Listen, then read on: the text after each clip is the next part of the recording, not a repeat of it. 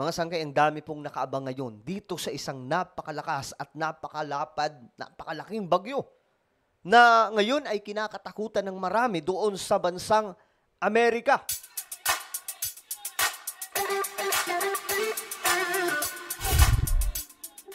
Hello, what's up mga sangkay? This is me. I'm back for another vlog today. At eto, pag-usapan po natin mga sangkay itong international update patungkol po dito sa bagyong Helen. Na ngayon, doon sa bansang Amerika, kabadong-kabado po ang marami. Nananalasa na po ito ngayon mga sangkay. Marami na po ang dinaanan. At ang matindi po na ito, sobrang laki. At palakas po ito ng palakas.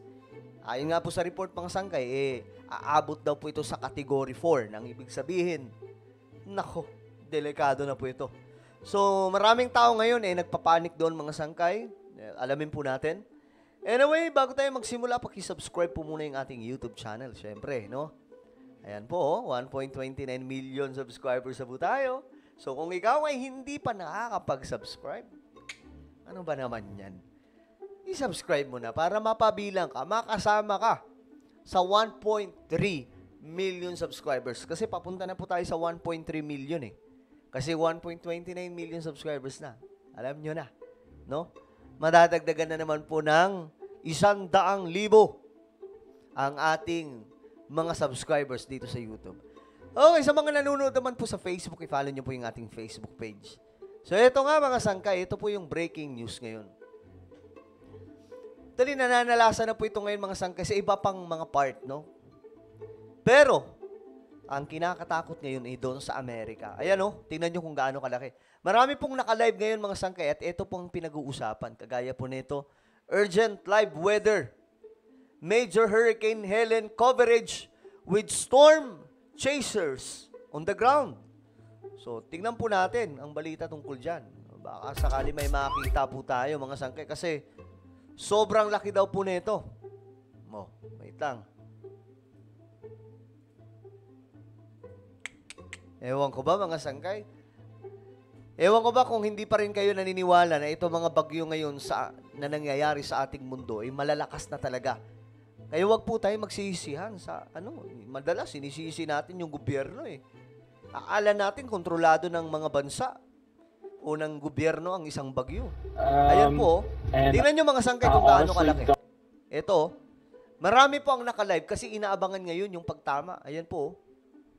Doon sa Amerika, Florida, ito, saan ba to? Columbia SC, Baldwin, Baldwin County. Tama ba mga sangkay? So marami doon sa US. Inaabangan po ito at tingnan nyo kung gaano kalaki, no? Ngayon, mga sangkay, tingnan pa natin sa iba. Ito, naka-live din po.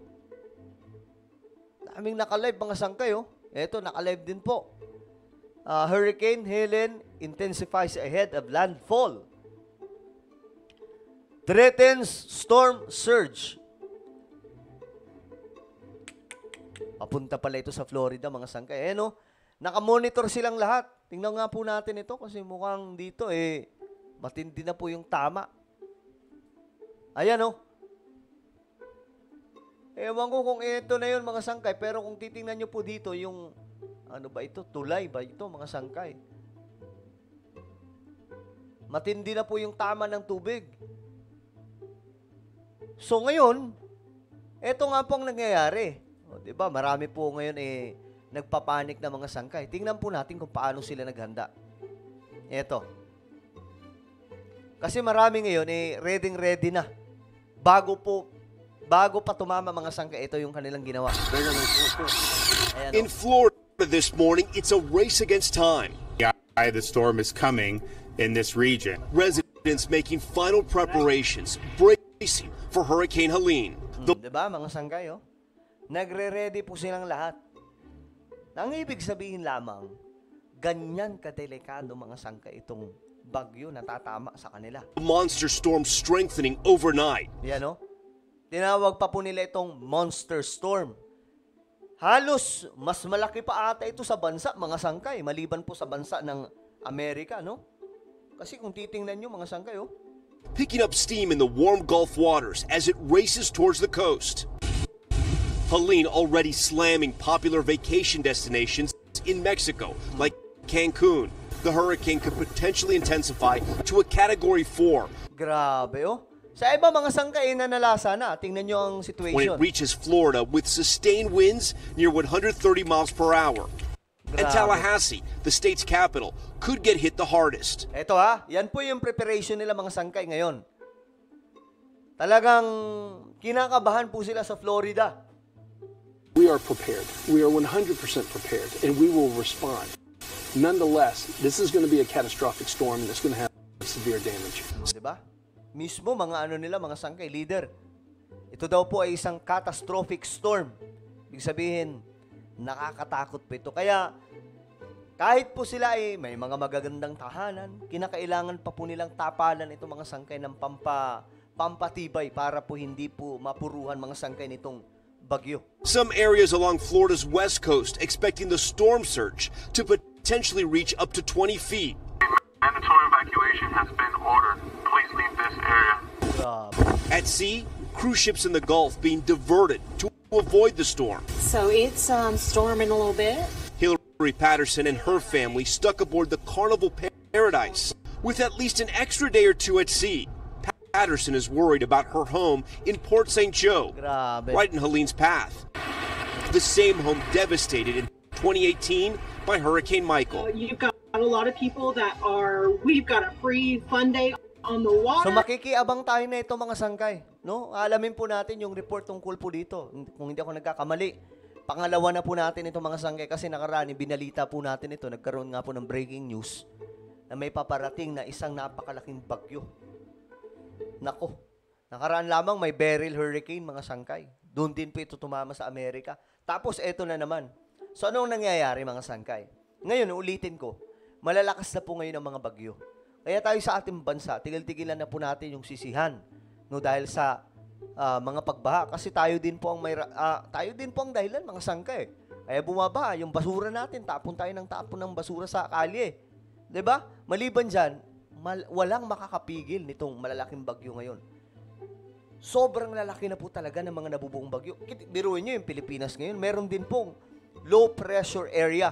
Yung isa mga sangkay nabuo ng bagyo, yung isa naman nabubuo pa lang or posible pa lang maging bagyo. So ganyan po ang nangyayari ngayon mga sangkay.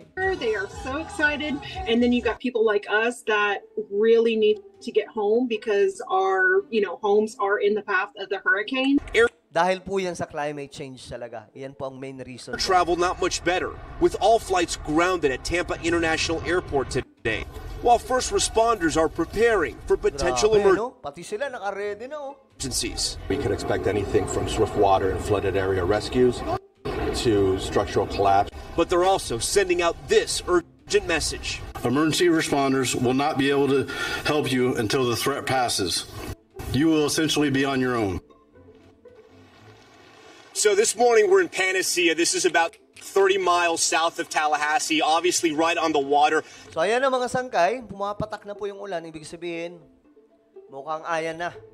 Pero hindi pa po yan yung pinaka-intense. This area is under an evacuation order. We're not going to be here during the storm. Anyone out here probably will not be able to survive the storm if they try to stay out here. But So sabi po niya, hindi tayo magsusurvive dito. So, aalis din tayo dito mga sangkay. Baga nag-report lamang habang hindi pa ganun kalakas. there is major concern in Tallahassee where we will be because of these live oak trees that dot the entire state capital. They're worried those trees are going to come down, leading to a much more difficult recovery effort and trying to get to people as well if they need to be rescued. There's also two major universities in Tallahassee, FSU and Florida A&M. As you guys know, this hurricane formed really fast. Students weren't able to get out. Now both universities have shelters there for those students to take refuge. Grabe.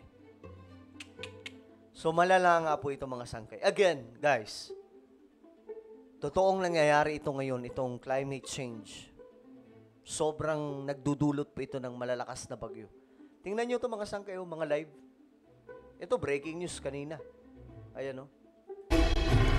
Welcome to NBC News Daily. Lahat kasi sila nakabantay ngayon, eh. This Thursday, we start with a dire warning as Hurricane Helene makes its final approach toward Florida. Residents in the storm's path are being told they might not survive Helene's potential impact. Now, this is a view of the storm from space. Forecasters Grabe, no? Sabi nila, hindi kami makakasurvive sa impact nito. Sobrang laki kasi. are predicting it will make landfall today as a powerful Category 3 or 4 storm. Yeah, Helene is inching closer to the Gulf Coast with